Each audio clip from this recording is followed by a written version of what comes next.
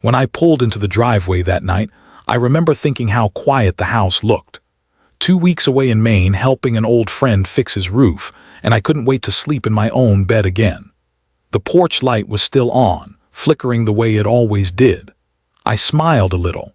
It was one of those small things I kept meaning to fix but never did. I took out my keys, same ring I'd carried for 30 years, same brass key I'd cut myself when the house was new. But when I slid it into the lock, it jammed. I tried again. Nothing.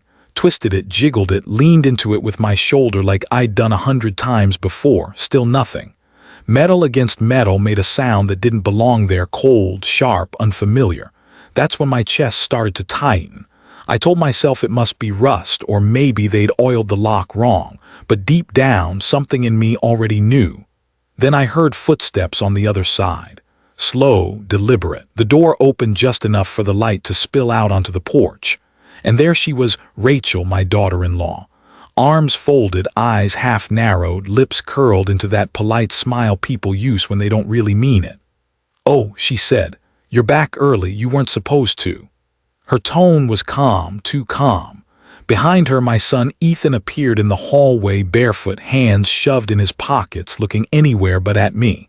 I looked at both of them, then at the door still partly shut between us, like the house itself was deciding which side I belonged on. I said quietly, "The key doesn't fit." Rachel tilted her head. "Yeah, we changed the locks." She said it like she was announcing the weather. "It's better this way, this is our house now." For a second, everything inside me just stopped. The wind, the sound of the crickets, even the flicker of that broken porch light. All of it went still. I built this place with my own hands. Every beam, every joint, every nail. I still remember holding Ethan on my shoulders the day we raised the first frame. His little hands reaching for the rafters like he was touching the sky. Now he wouldn't even meet my eyes. I wanted to ask why. I wanted to ask how. But the words wouldn't come. My throat burned, and not from anger, at least not yet. It was something colder, something heavier, the kind of feeling that doesn't explode. It sinks. Rachel opened the door wider, but not enough for me to step in. The smell of dinner drifted out, roasted chicken maybe, and it hit me that someone else had cooked in my kitchen. Someone else had set my table. She leaned on the frame and said, "It's late, Thomas, we can talk tomorrow. Ethan's had a long day." Ethan finally spoke, his voice soft. "Dad, we'll figure it out. Just not tonight. Not tonight." After 68 years of fighting through every storm life threw at me, my own son told me not tonight. I nodded slowly, trying to understand the logic of it, trying not to break right there on the porch. I put the useless key back into my pocket and felt its edges bite against my fingers. There's a certain kind of silence that only fathers know. The silence when you realize your children no longer see you as part of the foundation, just an old frame taking up space. That night, standing outside my own front door, I learned that silence cuts deeper than any word. Rachel smiled again, this time a little tighter. "We'll get you a new set tomorrow," she said, and closed the door. The latch clicked. That tiny sound echoed louder than a gunshot. I stood there for a long while, hand still on the doorknob, feeling the cold metal against my palm. My heart was racing, but my face stayed still. No shouting, no pounding the door. Just breathe, slow and heavy, filling the space where my family used to be. I looked around the porch. The railing I'd carved myself. The wind chimes Mary had hung before she passed, still whispering in the breeze. Everything was exactly as I'd left it, and yet nothing was mine anymore. Finally, I stepped back, took one deep breath, and whispered to no one, "All right then." Because when a man's locked out of his own home, he has two choices: beg to be let back in, or remember who built the door in the first place. I turned toward the dark street, the useless key still warm in my hand, and for the first time that night I wasn't afraid. I was awake. Something inside me shifted, not rage, not revenge yet, just a quiet promise. If you've ever been shut out by the people you love most, you'll understand that promise. It's the kind that doesn't need to be spoken, it just waits, patient and steady like wood under pressure. And sometimes the quietest man in the story ends up holding the last key. Stay a little longer, you'll see what I mean. I still remember the smell of sawdust that clung to me every night. It's strange. Most people hate that smell, but to me, it meant survival. After Mary passed, it was just me and Ethan. He was 12, small for his age, and quieter than he used to be. I think he thought if he stayed quiet enough, the pain would skip over him. But grief doesn't work like that. It sits with you even in silence. I worked 2 jobs back then.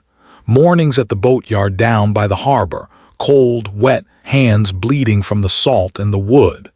Then nights teaching carpentry at the community center, showing folks half my age how to make something straight and true. I used to joke that I built boats for strangers and dreams for myself. Every check, every dollar that came in went straight into a fund I called Future Home. I wanted Ethan to have something solid under his feet, something no landlord could ever take away. That boy would wait up for me most nights, half asleep on the couch with his homework on his lap. I'd walk in, my back aching, and he'd mumble, "Did you eat, Dad?" I'd lie and say yes even if I hadn't. You don't tell your kid that you're too tired or too broke to stop for dinner. You just smile, take a shower, and start all over the next morning. Sometimes, on the really hard nights, I'd sit alone at the kitchen table with Mary's photo. She had this way of looking at you even through a picture, like she was checking if you kept your promises. I'd whisper to her, "Don't worry, Mare. I won't let our boy feel homeless, ever." That was the deal I made with her the night she died, and I kept it even when it meant I went without. It took 20 years to fill that fund. 20 years of splinters, late nights, and saying no to myself more times than I can count. When Ethan turned 30, I handed him the keys. The house wasn't fancy, just wood and sweat nailed together, but it was ours. I remember standing with him on the porch that day, the sun bouncing off the river, and saying, "This house is yours to live in, not to own. What matters is we share the same roof." He smiled and hugged me. God, if I'd known how much that hug would have to last me, I would have held on longer. You see, when you build something for someone out of love, you never expect they'll lock you out of it. You think that roof will always mean safety, family, warmth. But life doesn't give guarantees, not even to men who spend their whole lives keeping promises. People ask why I didn't fight back sooner, why I let things slide when Rachel started moving things around or when Ethan stopped listening. Truth is, I was still holding onto that promise. Every time I wanted to speak up, I'd hear Mary's voice in my head, "Never let our boy feel homeless." And how could I break that? How could I be the one to throw him out even when he was pushing me out piece by piece? So I stayed quiet. I fixed the things that broke. I smiled through the dinners that didn't feel like mine anymore. I told myself patience was strength, that maybe somehow the son I raised would see what he was doing and turn back. I guess every parent keeps that hope alive, even when it hurts. But silence isn't weakness. It's a kind of love that most people don't understand until they've lost everything. You don't bite your tongue because you're afraid. You do it because you'd rather lose a little pride than lose your family completely. At least that's what I used to believe. Looking back, maybe I was wrong. Maybe love that asks you to shrink, to disappear quietly, isn't love at all, it's surrender. And I promised Mary I'd never surrender.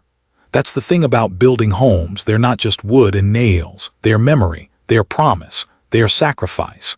And when someone tries to take that from you, they're not just stealing walls, they're stealing your story. I didn't know it then, but the man who once built houses for others was about to rebuild himself. Slowly, quietly, with the same hands that once held everything together. Because even when a house falls apart, a promise can still stand. When Rachel first moved in, it felt like the house took a deep breath again. She had that kind of energy. Warm, careful, the kind that made every room smell like fresh bread and coffee. She'd hum when she cooked, some old country tune I didn't recognize, and she'd always make an extra plate, setting it down in front of me like it was the most natural thing in the world. Ethan looked happier than I'd seen him in years. He'd come home from work grinning, slip his arm around her waist, kiss her cheek like he was still in love with being alive. I used to sit back in my chair, watching the two of them dance around the kitchen like the world hadn't gone cruel yet, thinking, maybe this is what Mary wanted me to see. Maybe this was the part of the promise that made it all worth it. Rachel would ask me about my day, about the boat projects I'd worked on, even about the little details no one ever cared to know. I liked that. I thought she was genuinely interested. She'd say things like, "You built all this, didn't you?" And I'd nod, proud and shy at the same time. I told her stories about sanding the floorboards with Mary until our hands blistered, how Ethan used to crawl under the table pretending he was fixing things with his toy hammer. She laughed like she could picture it all. But time has this funny way of showing you what smiles are real and which ones are rehearsed. The changes started small, so small I almost missed them. One day the photo of Mary that had sat on the mantel for decades just wasn't there. I thought maybe Rachel had moved it to dust. When I asked, she smiled, all polite and effortless. "Oh, I just put it in a safer spot, Thomas. I didn't want it to fall." The next week, the old wooden shelf I carved for the family Bible and Mary's keepsakes was gone. In its place stood a glossy white cabinet, modern, sleek, something you'd see in a magazine. "It brightens the space," Jill said cheerfully. "Don't you think it feels more open?" I nodded, but something inside me didn't sit right. The house was brighter, I guess, but colder too. The kind of brightness that blinds you instead of warming you. Soon her touches were everywhere. The plaid curtains Mary loved were replaced with linen blinds. The kitchen smelled more like store-bought candles than fresh bread. The old clock that had ticked in our living room for 40 years was suddenly too noisy. I remember one evening I came home from the workshop and the place looked different. Cleaner maybe, but emptier. The walls that used to tell our family story now looked like they were waiting for someone else's. Rachel was rearranging furniture, humming again, that same soft tune but colder somehow. She looked up at me and said, "You don't mind if I redecorate a little, do you?" I tried to keep my voice steady. "As long as you don't repaint the memories," said. She laughed. "You're funny, Thomas," but her laugh didn't reach her eyes. Ethan didn't say much during all of this. He'd just shrug and tell me, "She's making it nice, Dad, you know how she is." I wanted to tell him that nice isn't what makes a home. It's the imperfections, the dent in the hallway from when he learned to ride his bike inside, the burn mark on the kitchen counter from Mary's first pie. But I didn't. I just smiled and said, "Sure, son, it looks nice." It's strange how you can feel a storm coming without hearing thunder. Everything looked perfect, too perfect. The kind of perfect that makes you hold your breath because you know it can't last. Rachel started spending more time on her phone, whispering in the kitchen when she thought I couldn't hear. Ethan worked late more often. Some nights I'd walk past their room and catch fragments of their voices, soft, hurried, words I couldn't quite make out but felt in my gut weren't meant for me to hear. Still, I told myself not to assume the worst. I'd lived long enough to know that suspicion can ruin what love tries to mend. So I stayed quiet, helped when I could, fixed the broken faucet, replaced a step on the porch, kept busy with my hands so my heart wouldn't wander too far into dark thoughts. But one night, as I sat alone in the living room, I caught my reflection in the new glass cabinet. Behind me, everything looked spotless, untouched, like a photo in a realtor's brochure. I barely recognized my own home, and I barely recognized myself in it. Rachel came in, smiling that flawless smile. "Ethan and I were thinking," she said, "maybe we could host Thanksgiving here this year. It'll be a fresh start, new energy." I looked at her, that smooth tone of hers cutting through the quiet like a blade wrapped in silk. "Whatever makes you happy," I said, though the words tasted like sawdust. She tilted her head. "You're such a good man, Thomas. You make it easy for people to feel at home." And maybe that was the problem. I'd spent my whole life building homes, first with Mary, then for Ethan, and now I'd built one for someone who didn't want me in it. Still, I smiled back, because sometimes a man doesn't fight to prove he's right. Sometimes he waits, observes, lets the paint dry before he decides what wall needs tearing down. The house looked beautiful that night, perfect lighting, perfect dinner table, perfect daughter-in-law, but beauty can be a warning too. I could feel something shifting beneath all that shine, like a crack forming under fresh paint. Rachel laughed softly at something on her phone. Ethan didn't notice, and me. I sat there in my own living room, smiling politely, pretending I didn't feel the cold creeping in from the walls I once built with love. Perfect. That's what everyone would have called us if they'd walked in right then, a perfect family. But I could tell the perfection was hollow, and the silence between us was louder than any argument could have been. Sometimes you don't need lightning to know a storm's coming. You can see it in the way someone rearranges your life one piece at a time, until one day you wake up and realize they've already moved the foundation. It started with small things, little gestures that didn't seem worth a fight. The kind of things you tell yourself are harmless, until one day you realize they've built a wall between you and the life you used to know. At dinner one night, Rachel smiled across the table, that polished, careful kind of smile she wore when she was about to say something I wouldn't like. "Dad," she said, her voice dripping with sweetness, "maybe you can eat out on the porch tonight. It's quieter there. You always say you like fresh air." I looked around. There was room at the table. My chair was still there, except it wasn't. A new one had taken its place, sleek, shiny, soulless. My old wooden chair, the one with the carved initials M+T on the backrest, was nowhere to be seen. Ethan didn't look up from his plate. He just mumbled, "Yeah, Dad, it might be nice." Rachel's got the table set for guests later. Guests. I used to be the host here. Now I was a guest, maybe not even that. So I nodded, stood up, and carried my plate outside. The night air was cold. I sat there under the porch light, listening to the clinking of silverware inside, to Rachel's laughter floating through the window. For the first time, I understood what it meant to be lonely while surrounded by family. A few days later, I went into my workshop out back, the one place I thought was still mine, but something was off. The smell of sawdust had been replaced by something sharp and chemical. The shelves were bare. My old set of woodworking tools, the chisels Mary gave me when we first started our business, were gone. When I asked, Rachel said lightly, "Oh, those old things, we donated them. You barely use them anymore, right? It's better someone else gets use out of them." I wanted to say something, but the words just wouldn't come. My throat tightened. I walked out before she could see my hands shaking. That night I sat in the workshop, staring at the empty pegboard.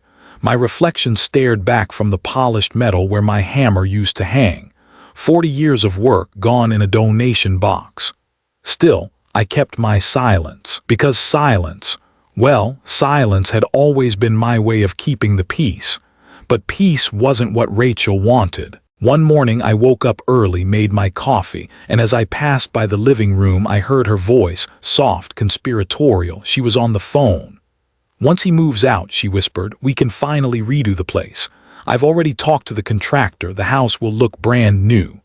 I froze right there in the hallway, coffee halfway to my lips. Once he moves out. Not if. Once. My first instinct was to barge in, demand answers, shout that this was my house, that her name wasn't on the deed, that every plank and beam had passed through my hands. But instead, I walked out the back door and let the cold air bite my skin until I could think straight. I'd spent my whole life reacting, fixing, apologizing, patching holes that others made. Maybe it was time I learned to anticipate, to prepare. That night, I took one of my old fishing cameras, the kind you use to monitor underwater traps, and set it up in the corner of my workshop, hidden behind a shelf. No one ever noticed those old cans of varnish anyway. I wired it quietly, steady hands despite the storm in my chest. It wasn't about spying, it was about truth. If there was one thing I knew how to do, it was to build something that lasted. And this time, I was building proof. The next few days, I played along, smiled at Rachel's polite conversations, pretended not to notice when my things disappeared one by one. She thought I was fading into the background, an old man too tired to care. She didn't know I was watching. From my workshop window, I could see her walking around the yard, talking on the phone, pointing at the house like she was giving a tour of what would soon be hers. Ethan followed behind, nodding like a shadow. Sometimes I'd catch him looking my way, guilt flickering across his face like lightning before a storm. But guilt's a weak kind of light. It doesn't stay long enough to warm you. Every night when they went to bed, I'd check the footage. At first, it was nothing, just them moving things around, cleaning, laughing. But then one evening I caught Rachel standing in my workshop, running her fingers along the shelves. She looked straight into the empty pegboard and whispered, "Soon this will all be gone." Her voice was low, almost loving, like someone talking to a future she'd already claimed. I leaned back in my chair, the screen's glow washing over my face.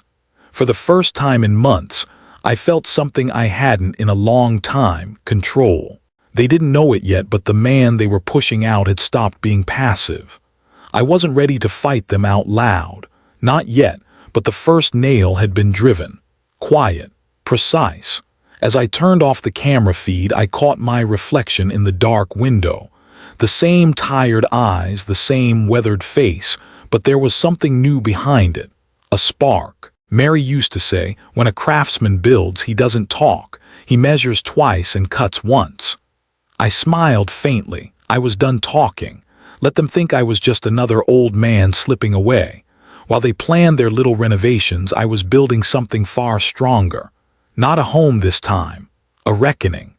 It was one of those early September mornings when the air already smelled like fall, wood smoke, rain, and endings. I was in the workshop sanding down a piece of cedar when the phone rang. It was a number I didn't recognize, some office downtown. "Mr. Doyle." The voice said, calm and professional, "I'm calling regarding your brother, Patrick. I'm very sorry for your loss. He left behind a trust in your name. The amount is $420,000. I didn't say anything for a while.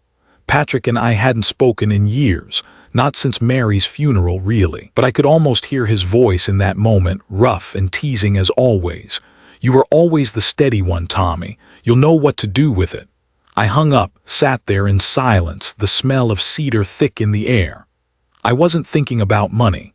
I was thinking about time, about how much of it had already been spent and how little of it was left.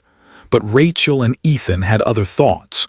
They'd been in the hallway when I took the call. I didn't notice until I saw the flicker of something in Rachel's eyes, a glint like a knife catching light. That evening the house felt different, too quiet, too prepared. The table was set with the fancy plates Rachel usually kept for holidays, candles, wine glasses, a roast big enough for 6 people, though it was just the 3 of us. When I walked in, Rachel turned with that smile of hers, the kind that always meant trouble wrapped in politeness. "We thought we'd celebrate," she said softly. "A little family dinner. It's been a while since we've had one." Ethan poured me a glass of wine. He didn't look at me, just said, "Dad, we're happy for you. You deserve this after everything you've done." I sat down, watched them move around the kitchen like dancers who already knew the steps. Rachel placed the food in front of me, brushed invisible crumbs from the table, and then, casually, like she was asking about the weather, said so about the inheritance. I didn't answer.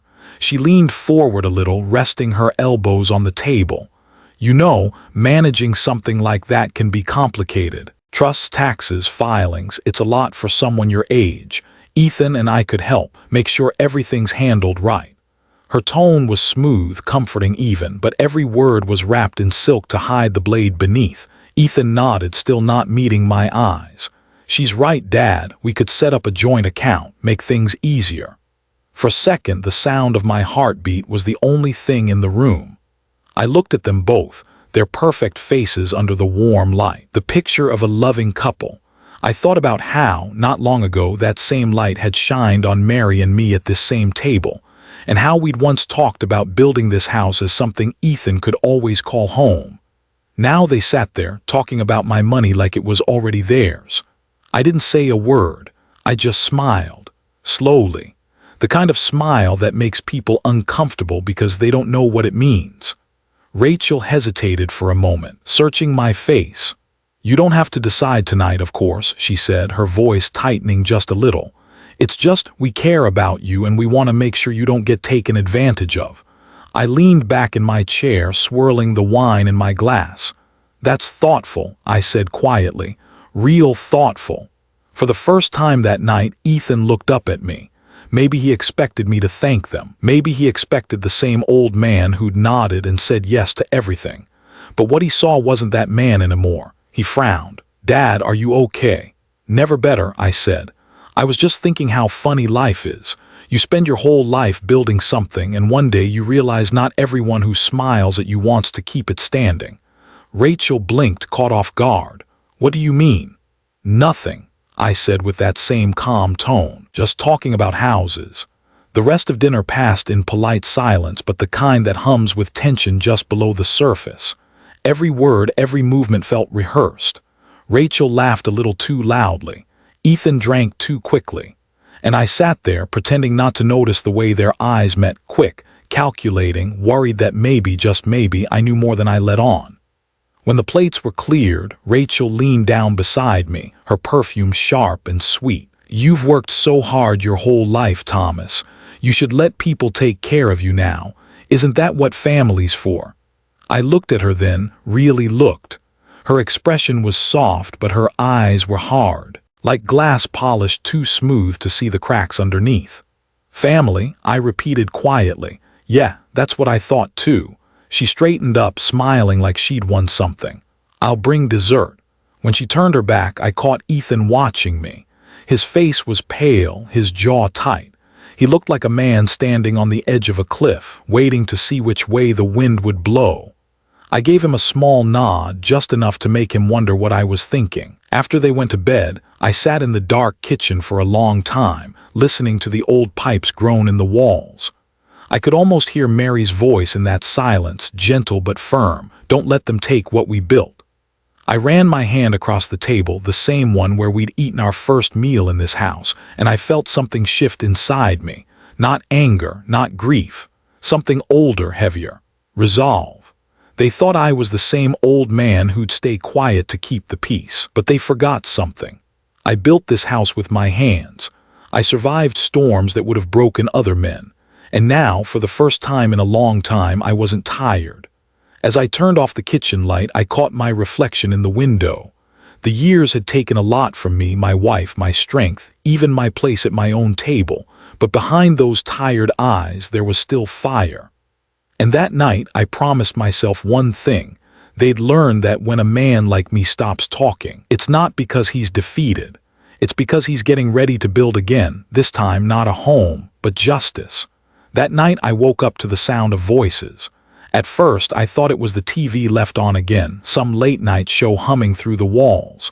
But then I heard Rachel's voice, soft, low, the kind people use when they're sure no one's listening. "Once he signs the amendment to the trust," she said, her words cutting through the dark like a blade, "house and the money will be ours. He won't even notice." My heart stopped.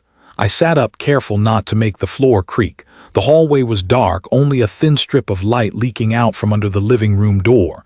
Ethan's voice came next, quieter, uncertain. "Ratch, I don't know. He's not that old. He still remembers everything. Maybe we should just—" "Don't be naive," she snapped, her tone sharp now. "You said it yourself. He gets tired, forgets things. He's been misplacing his tools, repeating stories. We'll say it's early dementia.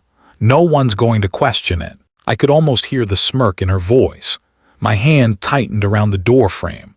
I didn't realize I was holding my breath until the wood groaned under my grip. Ethan mumbled something I couldn't catch. Then Rachel laughed, a low, cold sound that didn't belong in this house. "This is how the world works, Ethan. People like your father, they hold onto things forever. They think time doesn't move without them. We're just speeding it up." I leaned my head against the wall, my pulse pounding in my ears. My own son. The same boy who used to crawl into bed during thunderstorms whispering, "Don't worry, Dad, I'll protect you." Now he was being taught how to steal from me, taught to believe it was justified. I could see them in my mind without even looking. Rachel sitting upright, legs crossed, phone in her hand, that perfect hair falling over her shoulder as she planned my disappearance. Ethan beside her, smaller somehow, shrinking into himself like a man being buried alive by his own choices. The way she spoke, so calm, so sure, reminded me of every story I'd heard about people taking advantage of the weak. The old man who signed his house away to his nurse. The widow who lost her savings to her own children. It wasn't just me anymore. It was a pattern, a quiet epidemic of cruelty dressed as care. I thought about all the men I'd worked with at the docks, the ones who'd spent their lives breaking their backs for something to leave behind. None of us ever imagined the hardest battle would come from the people who carried our names. My chest burned, not just with anger but shame. I'd raised Ethan to be honest, to value hard work, and here he was, sitting in the next room letting someone convince him that betrayal was practicality. Rachel kept talking, her voice smooth as glass. "Tomorrow, I'll bring in the papers. He just needs to sign. I'll say it's a tax adjustment. He won't even read it. Men like him never do, they trust too easily." I felt something inside me crack, not like a branch snapping but deeper, like the sound of wood splitting under years of pressure. I stepped closer to the corner of the hallway, the light spilling faintly over my feet. I could see the edge of the living room mirror from where I stood, and in it, their reflections, two figures sitting close, plodding in the glow of the fireplace I built with my own hands. My hands started shaking, not from fear, from restraint. I wanted to walk in there, slam my fist on the table, tell her she'd underestimated the wrong old man. But another part of me, quieter, older, wiser, whispered, "Not yet," because this wasn't just about anger anymore. It was about something bigger, something every man and woman my age understands. The moment the world decides you've outlived your usefulness. That's the trick, isn't it? They start talking slower around you, explaining things like you've forgotten how thinking works. They take your opinions like they're humoring a child. And one day you wake up and realize you've become invisible in your own home. But invisibility has its advantages. I took a step back, careful not to make a sound. My breathing steadied, my pulse slowed. From the living room I heard Rachel say softly, "By this time next month everything will be in our name. He'll thank us for helping."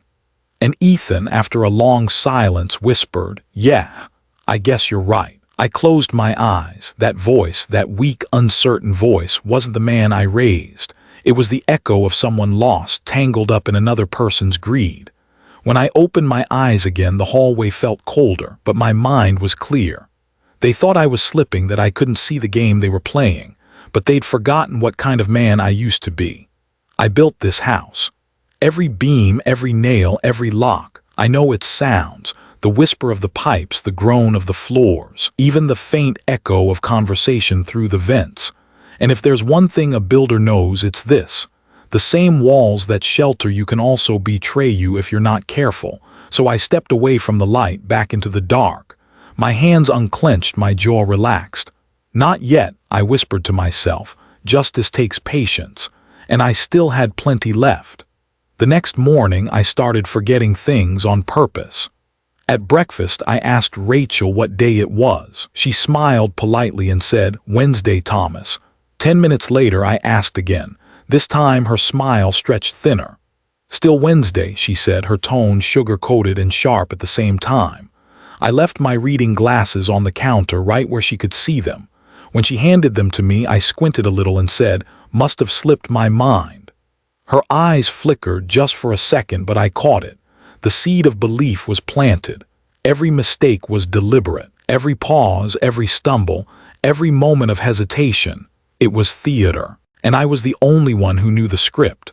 That night I waited until the house went quiet. The kind of silence that makes you hear your own heartbeat. Then I took the small audio recorder I'd bought years ago and hid it inside the old wall clock in the hallway. The one that chimes every hour, right outside the living room. No one ever touches it. It's too old, too sentimental, perfect. I tested it once, whispered softly, "If you can hear this, it means I'm not the fool you think I am." The red light blinked twice. It worked. The next day I called my old friend and lawyer, Mr. Harlan. He'd been with me since I opened my first carpentry shop back when I still believed the world was fair if you worked hard enough. We met at his small office downtown.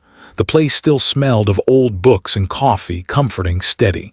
He looked up when I walked in and frowned. "Thomas, you look different. Everything all right?" "Everything's fine," I said, lowering myself into the chair. "I just need to make a few changes to my will." He hesitated. "Changes? What kind of changes?" "The kind that keep thieves busy signing their own confessions," I said, leaning forward with a half smile. He didn't ask questions after that. Harlan's smart like that. I told him what was happening about Rachel's manipulation, Ethan's silence, the inheritance. His jaw tightened as he listened. "You have proof?" "I'm working on it," I said. "Soon I'll have everything." We drew up a new document, a will and a trust amendment that required independent verification, a witness outside the family, and a hidden clause that protected every asset under my name. Everything Rachel thought she could take would turn to dust the moment she tried. When it was done, Harlan slid the papers toward me. "You sure about this, Thomas? You're setting a trap." I looked at him and smiled. "No, Harlan, I'm building one. There's a difference." He nodded slowly. "You've still got it, old friend." "Never lost it," I said. "Just let people think I did." That night, as I drove home, the streetlights flickered across the windshield like ghosts of old memories. I remembered Mary sitting beside me, humming some soft tune, telling me not to let pride turn to bitterness. "Patience is stronger than anger," she used to say. I parked outside the house and sat there a long while, watching the windows glow from inside. Through the curtain I could see Rachel laughing, Ethan beside her not laughing quite as hard. They looked like any normal couple, but I knew what lived behind that smile. When I stepped inside, Rachel greeted me like always. "Oh, Thomas, you're back early. Did you remember your keys this time?" I chuckled. "Guess I'm not as sharp as I used to be." She grinned, satisfied, and went back to her wine. I walked past them down the hallway and paused at the old wall clock. My reflection looked back at me in the glass, wrinkled, tired, but steady. I pressed the clock's pendulum once. The soft click told me the recorder was still running. In that moment, I realized something. I wasn't just playing defense anymore. I was leading. Later that week, I went back to Harlan's office with a sealed copy of the recordings I'd gathered so far. He looked up, surprised. "You've been busy." "Busy's just another word for prepared," I said. He smiled faintly. "You know, Thomas, most men your age would have walked away, sold the house, started over." I looked out the window, watching the rain slide down the glass. "I made a promise once," I said quietly, "to my wife, to never let our boy feel homeless. Guess I took that too literally, but now I understand. A home isn't just wood and nails, it's the truth that holds it up. And if you let lies take root, the whole thing rots from the inside." Nodded slowly, signing the papers. "What are you going to do next?" I met his eyes and said, "Let them think I'm slipping. Let them see weakness, because when people think you're losing your grip, that's when they show their true face. And when they do, I'll make sure it's reflected right back at them." He leaned back, studying me for a moment. "You sound like a man who's already won." I smiled. "Not yet, but I know the ending." When I left his office, the sky had cleared. The air was cool, clean, and for the first time in months, I felt light. I wasn't just the old man they pitied anymore. I wasn't the quiet carpenter who nodded and smiled to keep the peace. I was the one holding the blueprint again. And as the church bells rang in the distance, steady and deep, I whispered to myself, "If they see weakness, let them see it. I'll turn it into their mirror." Then I walked back into the night, slow and steady, like a man who remembers everything they thought he'd forgotten. I told them I needed some time away, said I was driving up north to visit Mary's grave. 2 weeks, maybe more, just to clear my head. Rachel smiled like she was relieved. Ethan just nodded, eyes fixed on his coffee. Neither of them asked when I'd be back. The next morning, I packed a small bag, kissed the house goodbye, and drove out of town. But I didn't go to Maine. I stopped 15 miles away at a quiet roadside motel just outside Riverbend. Room 103. The wallpaper peeled at the corners, the heater clicked every few minutes, but it was perfect. No one knew I was there except one person, Samantha Lee. She was a private investigator, used to be a cop, a friend of my lawyer's.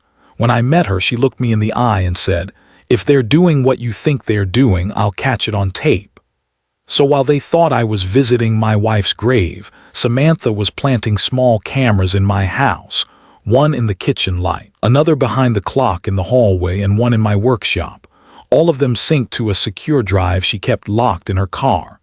For the first few days, I called Ethan just once to keep the act alive. He answered on speaker.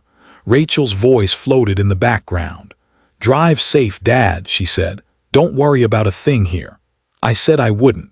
Then I hung up and sat in silence, listening to the motel's heater hum like a broken heartbeat. 3 days later, Samantha showed up at my door, laptop in hand. She didn't say anything, just opened the screen and hit play. The video started in my living room. Rachel was pacing, phone pressed to her ear. "Yes, the owner's my father-in-law," she said. "He's elderly, but everything's already taken care of. We'd like to move fast before he changes his mind." Her tone was light, professional, like she'd done this before. A man's voice answered faintly through the speaker, probably the real estate agent. "I'll have the papers ready by Thursday, if he can sign." "Oh, he will," Rachel interrupted, smiling toward the kitchen camera without even knowing it was there. "My husband can handle that part." Then came Ethan, my son, sitting at the table holding a pen. His hand shook for a second before he signed his name, my name, on the line marked grantor. I felt something tear inside me when I saw that. Not anger, not yet. Just something quiet and cold, like watching a ship you built with your own hands sink out of sight. Samantha didn't say a word. She just fast-forwarded. The next clip was Rachel again, standing by the trash bins out back. She was holding a small wooden box, the one that used to sit on the mantel. Inside it were Mary's things, her rosary, her wedding ring, a photograph of the three of us on our first Christmas in this house. Rachel opened the lid, looked inside for a moment, then dropped it into the garbage and shut the lid without hesitation. That was when I stopped breathing. Samantha hit pause. "You want me to keep going?" she asked quietly. I nodded. The last clip was short, Rachel sitting at the table toasting with a glass of wine, Ethan beside her staring at nothing. "Here's to fresh starts," she said. He raised his glass but didn't drink. His face looked hollow, like he knew what he'd done but didn't have the courage to undo it. The video ended there. The room fell silent except for the sound of the heater clicking again. I sat back, staring at the dark screen. My hands were trembling, but not from rage. There was no fire left to burn, just ashes. You spend your whole life teaching a boy to tell the truth, to honor what's his, to work for what he wants. You think if you love him enough, he'll understand what it costs to build a home, not just with wood and nails, but with sweat and forgiveness. And then one day, you realize he doesn't remember any of it. Samantha spoke softly. "Thomas, I've seen a lot of things in my career, but this one's personal. I'm sorry." I nodded, still watching the frozen image of my son's hand signing my name. "He's not the boy I raised anymore," I said. My voice came out flat, almost calm. Whatever part of him that was good, she took it. I rubbed my face, the weight of the years pressing down. "You know what the worst part is?" I asked. "It's not losing the house. It's not even the money. It's realizing that somewhere along the way I stopped being his father and became his obstacle." Samantha closed the laptop gently. "What do you want to do next?" I didn't answer right away. I looked out the window. The sunset was bleeding over the horizon, gold melting into gray. The same kind of light Mary used to love. Finally, I said, "Nothing. Not yet. I'm not ready to fight him. Not while I'm still grieving him." Samantha tilted her head. "Grieving?" I smiled, but it wasn't a happy smile. "You only get angry at the living," I said quietly. "You mourn the dead." For a long while, neither of us spoke. The world outside dimmed into night, the last glow fading off the motel curtains. When Samantha left, I stayed there alone, the laptop still open in front of me. I played the clip again, not the one with the signatures, not the one with the call, the one where Rachel threw away Mary's box. I watched the box fall, heard the dull thud as it hit the bottom of the bin, and something in me gave out. The tears came, slow and heavy, not from fury, not from betrayal, but from the simple truth that the boy I once held in my arms was gone. And as I sat there, I whispered into the empty room, "Mary, if you can hear me, I kept my promise." He never felt homeless, but I think I did. The clock on the wall ticked steadily, each second like a nail being driven into the past. And in that quiet, hollow motel room, I understood something I never had before. Sometimes, justice doesn't start with rage. It starts with heartbreak. I wiped my face, turned off the screen, and whispered one last time to no one in particular, "All right, it's time to finish this." When I pulled into the driveway that afternoon, the house looked smaller somehow, or maybe it was just quieter, the kind of quiet that carries a warning.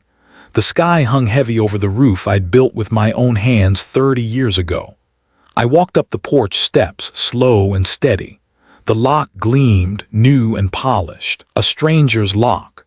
I smiled to myself, reached into my jacket pocket and pulled out the old brass key I'd made decades earlier, back when every door in this place answered to me. It slid in smooth, like time hadn't passed at all. One gentle turn and the door clicked open. The smell hit me first, lavender cleaner and something colder underneath. The kind of sterile neatness that tries too hard to erase the past. I stepped inside, closed the door behind me, and hit record on my phone. Rachel appeared at the end of the hallway, arms crossed, eyes sharp. Ethan followed, standing just a step behind her like a man who'd already surrendered his spine. She smiled thinly. "You shouldn't be here." I looked around the living room, my living room. The walls still bore faint outlines where family photos used to hang. The same clock ticked on the wall, the one that had recorded every word of their betrayal. "I built this house," I said quietly, "with these hands, so I'll decide where I belong." Rachel's smile faltered for the first time. "You don't understand, Thomas. Things have changed. The papers." I cut her off with a small gesture. "Yeah," I said, "about those papers." I walked past them toward the backyard door, my boots echoing on the hardwood floor. "Come on," I said over my shoulder. "Let's get some air. We'll talk out there." They followed, confused but cautious. Outside, the late afternoon sun painted the yard gold. The same yard where Ethan learned to throw a ball, where Mary once planted her roses. I turned to face them, the phone still in my hand. "You two have said a lot about what's yours and what's mine," I began. "Maybe it's time you listen to yourselves for a change." Then I hit play. Rachel's voice filled the air, sharp and clear through the speaker. "We'll fake his signature. He won't even notice." Ethan's eyes went wide. Rachel froze, color draining from her face. "Where did you—" she started, but I played the next clip. The video, her voice again, smooth and professional this time, talking to the realtor. "He's elderly, but everything's taken care of. We'd like to move fast before he changes his mind." Her own words, her own tone, her own mask slipping right off in daylight. Ethan stumbled back, whispering, "Rachel, what did you do?" She turned on him, desperate now. "Don't you dare, you signed it too," you said. "Enough." My voice cut through hers like a blade through rope. Right then, two police officers stepped through the gate, steady, silent, professional. Behind them, Samantha Lee, the private investigator, nodded at me. We'd planned this moment down to the second. Rachel spun around, her voice trembling between rage and fear. "You can't just— this is our home now. You can't take it back." I looked at her, calm as still water. "You changed the lock," I said softly, "but you forgot who forged the first key." For a moment, no one spoke. Even the air seemed to hold its breath. The officers stepped forward, reading her rights, their voices firm but quiet. Ethan sank onto the porch steps, head in his hands, whispering something I couldn't hear. Rachel's protests turned into pleas. "Thomas, please, we can fix this. We were just trying to help." I watched her carefully. "Help," I said. "You forged my name. You threw away my wife's keepsakes. You tried to sell the roof over my son's childhood. You don't call that helping, Rachel. You call that stealing." She started crying then, but there was no sound in it, just air and regret. As they led her to the car, I turned to Ethan. He didn't look up. His voice cracked when he finally spoke. "Dad, I'm sorry." I nodded once. "So am I." When they drove away, the yard fell quiet again, the same quiet as before, but this time it didn't feel heavy. It felt earned. Samantha walked up beside me. "You sure you're all right?" she asked. I smiled faintly. "All right? No, but at peace." "Yeah." She nodded, then left me standing there alone. I turned back toward the house that had been stolen and reclaimed, the house that had seen everything. The sun dipped lower, spilling light through the porch rails, catching on the key still in my hand. It was old, scratched, dull with time, but it still worked. I slipped it into my pocket and whispered to the empty yard, "You can't lock out the man who built the door." Then I walked inside, closed it gently behind me, and let the house breathe again. No shouting, No revenge, just justice, quiet and final, like the turning of a key in a lock that finally fit again. The trial didn't last long. The evidence spoke louder than anyone in that courtroom ever could. The recordings, the signatures, the forged documents, all of it laid out, clear as day. Rachel sat there, stone-faced, until the verdict was read. Ethan couldn't even lift his eyes. When the judge said guilty, the words didn't echo. They landed heavy, final, like the last nail in a coffin you didn't want to close but had to. When it was over, I didn't feel the rush people talk about.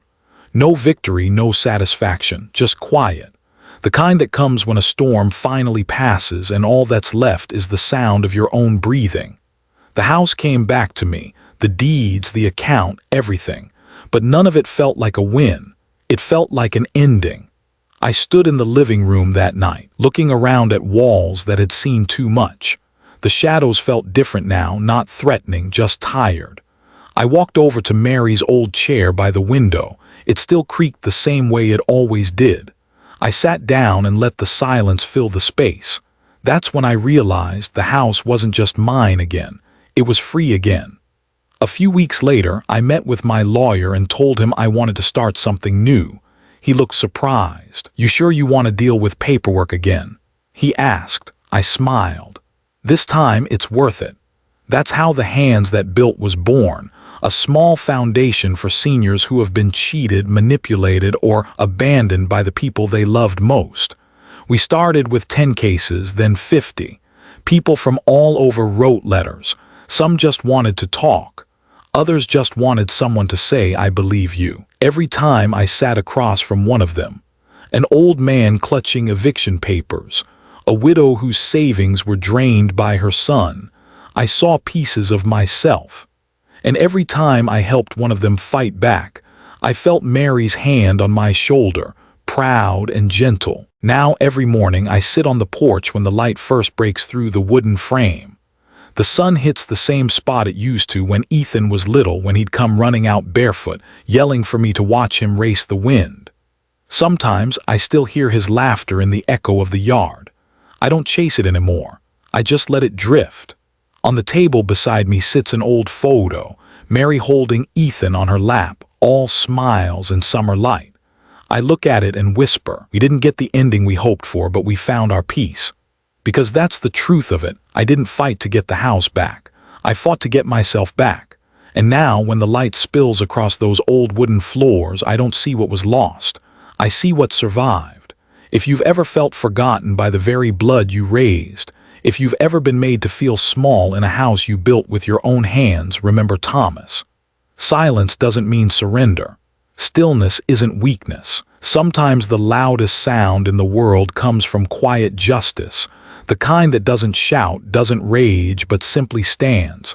And if you were in his place, if your own child betrayed you, would you forgive them? Tell me in the comments. I want to know.